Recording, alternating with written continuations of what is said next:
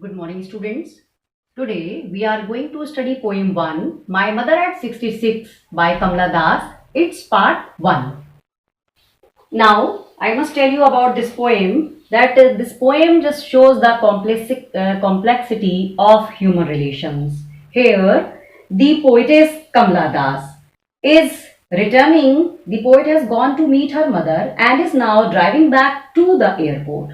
On the way, she notices the pale face of her mother and is struck with an instant realization that her mother is very old, and the poetess becomes very upset. Now, see, first stanza. Driving from my parents' home to Cochin last Friday morning, I saw my mother beside me, doors open mouthed, her face ashen like that of a corpse. Now see, the poet had gone to visit her parents' home near Cochin. On Friday morning, she was returning.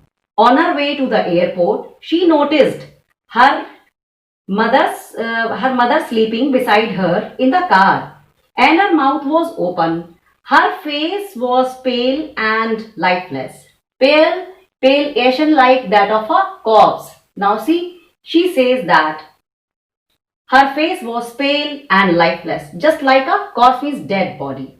It perhaps expressed the pain that she felt because of the separation from her daughter. Stanza 2c.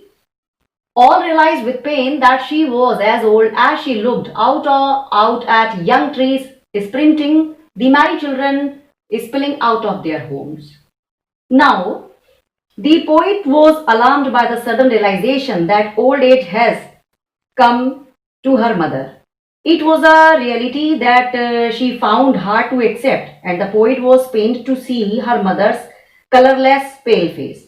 To take her attention away from the disturbing thought, she started looking outside the car. And when she saw the tree sprinting means running in opposite direction, she felt that the trees were running in the opposite direction, the married children spilling out of their homes. And she also saw a group of children. They were rushing out of their homes to play. All this probably reminded her of her childhood when her mother was young.